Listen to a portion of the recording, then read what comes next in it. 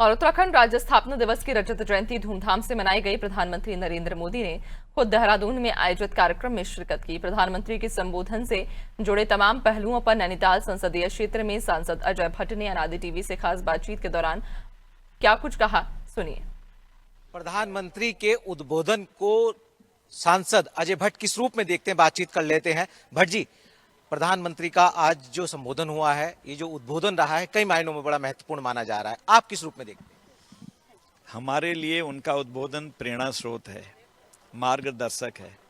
उसमें किस तरह का खाका है, उन्होंने सारा बना दिया। क्या विचार है हमारा, उत्तराखंड को और आगे कैसे ले जाएंगे। 25 साल में ऐसा नहीं है कि हमने प्रोग्रेस नहीं की है, काफ़ी प्रोग्रेस की है। और ये भी सही है कि अभी जितनी होनी थी उतनी नहीं है और करना है, क्योंकि राज्य नया नया है। अभी अपने बाल्यकाल से उड़ते उड़ते आज वो यौवन काल में गया है, जहां 4000 करोड़ का बजट था उस समय। मैं खुद कई मंत्रालयों को देख रहा था। आज 1 लाख करोड़ वो क्रॉस कर गया है। आज हमारे पास 4 धाम की देख लीजिए, वहाँ पर रोपवे लग रही हैं। 4 धाम तहस नहस हो गए थे, मैं उस समय लीडर अपोजिशन था। आज फिर से रौनक लौट आई है।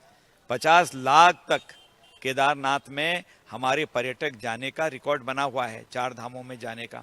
इसी तरह से हमारे पुण्यागिरी हैं और आदि कैलाश हैं, और उस साइड में नीम करौली महाराज का आश्रम है, मंदिर है। आपने देखा है कि केदार खंड और मानस खंड के नाम पर हमारी सरकार ने सबको जोड़ दिया है।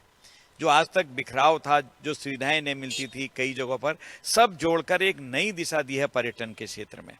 तो जो कैपिटल बन सकती है, माननीय प्रधानमंत्री जी ने कहा पर्यटक की, तो वास्तव में हम कैपिटल बना सकते हैं। इसको बनने ही जा रही है हर जगह पर। आप देखिएगा जमरानी बांध, सौंग बांध किस तरह से आज बन रहे हैं। उसके लिए 5000 करोड़ से भी ज्यादा का पैसा आ गया। आज उसका एक किस्म से उसको लोगों को समर्पित जैसा ही करा है प्रधानमंत्री जी। जिस तरह से उन्होंने कहा स्पिरिचुअल कैपिटल ऑफ वर्ल्ड, और साथ ही साथ उन्होंने यूसीसी और डेमोग्राफिक चेंज पर भी फोकस किया। बहुत अच्छी बात है। यूसीसी बनना ऐतिहासिक काम है, कहीं पर किसी का विरोध नहीं है।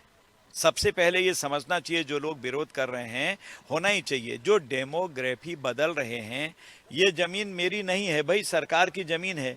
आप क्यों इस पर कोई निर्माण कर रहे हैं, चाहे मस्जिद बना रहे हो या कोई और बना रहे हो, जरूरत क्या है। उसके नॉर्म्स हैं, कैसे मस्जिद बनेगी, उसमें क्या होना चाहिए, कहाँ पर बनाई जाती है। आप बना के सौहार्द क्यों बिगाड़ रहे हैं। अवैध रूप से जो बनाई है, इतने खाली भी हो रहे हैं, इसमें कोई दिक्कत नहीं है। सही कहा, हम भारतीय जनता पार्टी के लोग हैं।